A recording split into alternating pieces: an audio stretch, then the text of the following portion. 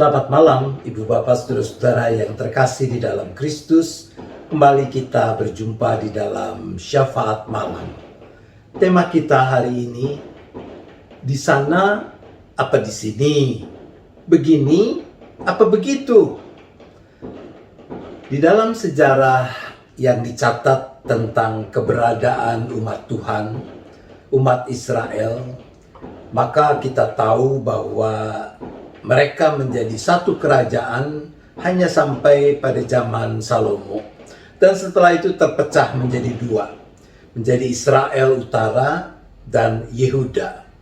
Nah, tahun 722 sebelum Masehi, Israel Utara ditaklukkan oleh bangsa Asyur. Kebijakan Asyur saat itu adalah membuang sebagian penduduk Israel Utara ke tempat lain dan menempatkan penduduk dari bangsa-bangsa lain ke Israel Utara. Tindakan tersebut dilakukan pemerintah Asyur untuk mencegah terjadinya pemberontakan. Orang-orang asing tersebut diharapkan menjadi penyeimbang dan membantu menjaga perdamaian bagi kerajaan Asyur di wilayah utara. Akibatnya tidak terhindarkan perkawinan campur antara orang-orang asing tersebut dengan orang-orang Yahudi yang tersisa terjadi. Lahirlah satu generasi ras campuran yang tidak murni menurut pandangan orang Yahudi yang tinggal di selatan. Nah, merekalah yang disebut orang Samaria. Pada zaman Helenis sekitar tahun 325 sampai 363 sebelum Masehi, Samaria membuat manuver yang membangkitkan kebencian orang-orang Yahudi di Yerusalem. Mereka tidak mengakui Yerusalem sebagai tempat ibadah utama, melainkan mendirikan bait suci sendiri yang menjadi pusat peribadahan mereka di dekat Gunung Gerizim di daerah Sikhar. Gunung Gerizim mereka anggap sebagai tempat suci pilihan Allah, dan disitulah mereka menyelenggarakan ibadah mereka sendiri. Sementara sebagai kitab suci, mereka hanya mengakui Taurat Musa yang disadur sedikit sesuai dengan keyakinan mereka yang disebut sebagai Taurat Samaria. Sementara kitab-kitab para nabi dan kitab-kitab lain dalam kitab suci Ibrani tidak mereka akui sebagai bagian kitab suci. Kitab Taurat tersebut disusun kurang lebih abad pertama atau kedua sebelum Masehi dan berisi legitimasi atas pentingnya Gunung Gerizim atau Sikhar sebagai tempat ibadah. Hubungan kedua kelompok bangsa ini, Yahudi dan Samaria, semakin diperburuk ketika tahun 128 sebelum Masehi, Yohanes Hyrcanus yang menjadi pemimpin orang Yahudi waktu itu menghancurkan bait suci orang Samaria di Bukit Gerizim dalam rangka memperluas daerah Yudea. Itulah Ibu Bapak Saudara-saudara sekilas latar belakang sejarah mengapa ada pertentangan bahkan permusuhan yang mendalam antara orang-orang Yahudi dengan orang-orang Samaria. Masing-masing meyakini bahwa apa yang menjadi tradisi kepercayaannya, ritual-ritual yang dipraktikannya adalah yang paling benar dan yang lain dengan sendirinya salah. Teks kita malam ini, Yohanes 4 ayat 24, berlatar belakang pertentangan antara orang Yahudi dan orang Samaria seperti yang sudah kita sebutkan di atas. Yohanes 4 menceritakan bahwa Yesus sedang dalam perjalanan meninggalkan Yudea untuk kembali ke Galilea, dan untuk itu ia harus melewati daerah Samaria. Terjadilah percakapan yang luar biasa ketika Yesus beristirahat duduk di tepi sumur Yakub di kota Sikhar. Di situ terdapat sumur Yakub. Yesus sangat letih oleh perjalanan. Karena itu ia duduk di pinggir sumur itu. Hari kira-kira pukul 12. Maka datanglah seorang perempuan Samaria hendak menimba air. Kata Yesus kepadanya, "Berilah aku minum." Sebab murid-muridnya telah pergi ke kota membeli makanan. Maka kata perempuan Samaria itu kepadanya, "Masakan engkau seorang Yahudi minta minum kepadaku seorang Samaria?" Sebab orang Yahudi tidak bergaul dengan orang Samaria. Jawab Yesus kepadanya, "Jikalau engkau tahu tentang karunia Allah, dan siapakah dia yang berkata kepadamu, 'Berilah aku minum,' niscaya engkau telah meminta kepadanya, dan ia telah memberikan kepadamu air hidup." Kata perempuan itu kepadanya, "Tuhan, engkau tidak punya timba, dan sumur ini amat dalam. Dari manakah engkau memperoleh air hidup itu?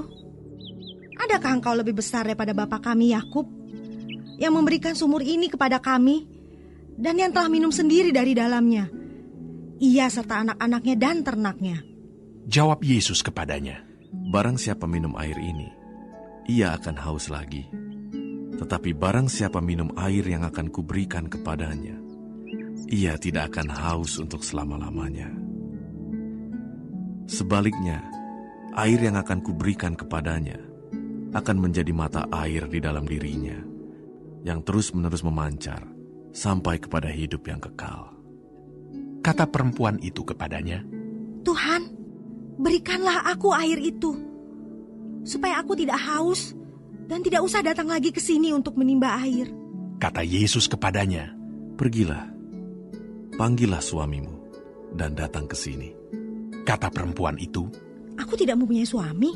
Kata Yesus kepadanya, "Tepat katamu, bahwa engkau tidak mempunyai suami. Sebab engkau sudah mempunyai 5 suami, dan yang ada sekarang padamu bukanlah suamimu. Dalam hal ini engkau berkata benar." Kata perempuan itu kepadanya, "Tuhan, nyata sekarang padaku bahwa engkau seorang nabi. Nenek moyang kami menyembah di atas gunung ini, tetapi kamu katakan bahwa Yerusalemlah tempat orang menyembah." Kata Yesus kepadanya, "Percayalah kepadaku, hai perempuan, saatnya akan tiba bahwa kamu akan menyembah Bapa bukan di gunung ini, dan bukan juga di Yerusalem. Kamu menyembah apa yang tidak kamu kenal. Kami menyembah apa yang kami kenal. Sebab keselamatan datang dari bangsa Yahudi. Tetapi saatnya akan datang, dan sudah tiba sekarang, bahwa penyembah-penyembah benar akan menyembah Bapa dalam roh dan kebenaran. Sebab Bapa menghendaki penyembah-penyembah demikian. Allah itu roh, dan barang siapa menyembah Dia, harus menyembahnya dalam roh dan kebenaran." Jawab perempuan itu kepadanya, "Aku tahu bahwa Mesias akan datang, yang disebut juga Kristus. Apabila ia datang, ia akan memberitakan segala sesuatu kepada kami." Kata Yesus kepadanya, "Akulah Dia yang sedang berkata-kata dengan engkau." Ketika perempuan Samaria yang kita tidak kenal namanya itu mengangkat persoalan keyakinan yang berbeda antara orang Yahudi dan orang Samaria mengenai tempat menyembah Allah, sekalipun Yesus adalah seorang Yahudi, dia tidak menyalahkan orang Samaria. Dia tidak mengatakan pendapat perempuan Samaria ini keliru. Sebaliknya, Yesus menegaskan bahwa dalam urusan beribadah, menyembah Allah, urusan yang paling penting bukan urusan tempat. Orang Yahudi beribadah di Yerusalem, orang Samaria di Bukit Gerizim. Kira-kira Yesus katakan, "No problemo." Allah itu roh, dan barang siapa menyembah Dia harus menyembahnya dalam roh dan kebenaran. Demikian teks kita dari ayat yang ke-14. Yang terpenting, manusia harus menyadari bahwa Allah adalah roh dan tidak boleh dibatasi oleh ruang tertentu. Allah yang adalah roh adalah Allah yang maha hadir. Nah, ruang yang saya maksudkan di sini bukan hanya soal tempat, peraturan gereja, tata kebaktian, tradisi atau kebiasaan-kebiasaan dan yang sejenisnya. Menurut saya bisa juga termasuk kategori ruang yang bisa membatasi kehadiran dan karya Allah. Saya tidak mengatakan bahwa semua itu, peraturan gereja, tata kebaktian, dan seterusnya jelek dan mari kita buang. Tidak, tidak begitu. Peraturan gereja, tata kebaktian, tradisi, atau kebiasaan-kebiasaan dan yang sejenisnya adalah sarana yang digunakan guna menolong kita agar dapat menjalani kehidupan sebagai gereja dengan baik. Nah, dengan demikian semua itu tidak boleh menjadi ruang yang menghalangi kita untuk menyembah Allah yang adalah Roh. Di masa pandemi ini, misalnya ada berbagai peraturan, tata kebaktian, kebiasaan yang secara sadar dan bertanggung jawab kita terobos. Selagi kita belum bisa menyelenggarakan lagi kebaktian minggu di gedung gereja sebagaimana diatur dalam tata gereja dan liturgi GKI, maka kita menyelenggarakan kebaktian minggu online. Ngomong-ngomong, kalau Anda ikut kebaktian minggu online, apa Anda masih mengenakan pakaian lengkap sebagaimana layaknya kalau ikut kebaktian di gereja? Atau berpakaian sangat seadanya? Kalau perjamuan kudus tetap harus dilaksanakan plek sesuai peraturan dan liturgi GKI, maka entah kapan kita baru bisa mengikuti perjamuan kudus. Itulah wujud nyata bagaimana kita menafsirkan teks Alkitab dan mempraktikannya. Allah itu roh, dan barang siapa menyembah Dia harus menyembahnya dalam roh dan kebenaran. Yang tidak pernah boleh hilang tentu urusan menyembah dalam roh dan kebenaran. Roh adalah esensi kehidupan yang menggerakkan hidup manusia.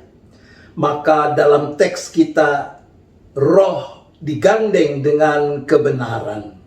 Esensi kehidupan yang seharusnya menggerakkan hidup kita adalah roh yang bermuatan kebenaran Allah. Maka benarlah firman ini, Allah itu roh, dan barang siapa menyembah Dia harus menyembahnya dalam roh dan kebenaran. Amin. Mari kita kembali bersyafaat. Bapa di sorga, kami mohon pengampunan-Mu kalau di sana sini mungkin kami masih suka membatasi kehadiran Allah dan karyanya, mengkotakkannya ke dalam ruang yang kami ciptakan sendiri menurut kebenaran kami. Tuhan, ampunilah kami.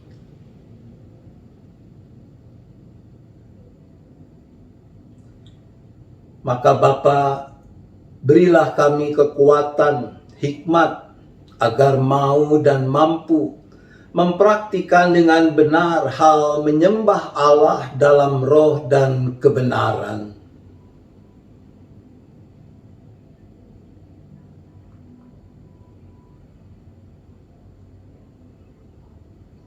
Bapa, kami berdoa bagi saudara-saudara kami, bagi mereka yang sedang menjalani isolasi dan pengobatan, baik di rumah sakit maupun isolasi mandiri di rumah, karena terinfeksi oleh virus corona. Khususnya kami berdoa bagi keluarga Handaya, keluarga Kowanda, yaitu saudara Handaya beserta anak, menantu, cucu, Tirta, Febri, dan Clairin. Bagi mereka dan yang lainnya kami berdoa.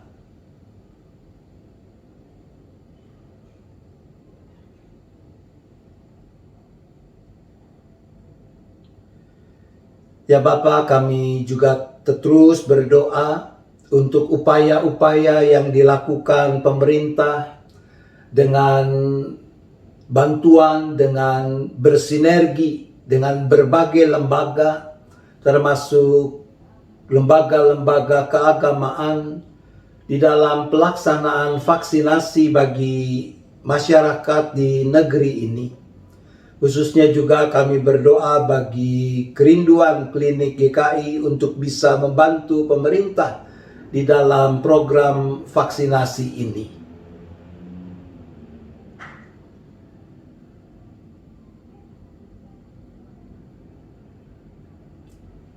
Bapa, kami berdoa untuk penyelenggaraan kebaktian Minggu besok hari, untuk setiap jemaat Tuhan yang mau mengikuti kebaktian-kebaktian itu, baik yang sudah diselenggarakan onsite, maka Tuhan mampukan mereka yang menyelenggarakan dan ambil bagian untuk mematuhi protokol kesehatan dengan sebaik-baiknya.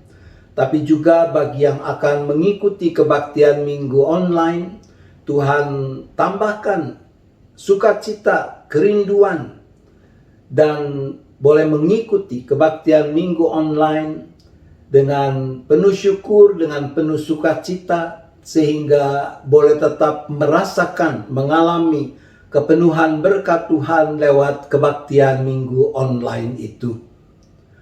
Bapa, sebentar kami akan beristirahat, maka kami menyerahkan lagi seluruh keberadaan kami masing-masing, seisi keluarga kami, baik yang ada bersama kami maupun yang berada di tempat lain. Tangan kasih Tuhan kiranya yang terus menopang, yang terus menaungi di dalam istirahat sepanjang malam ini. Jauhkan kami dari segala mara bahaya, malapetaka. Kami boleh bangun besok pagi dengan kekuatan yang terbarui, dengan semangat yang terbarui untuk tetap memuliakan nama Tuhan. Terima kasih ya Bapa. Kami berdoa hanya di dalam nama Tuhan Yesus Kristus. Amin. Selamat malam Ibu Bapak, Saudara-saudara. Selamat beristirahat. Tuhan tetap beserta kita.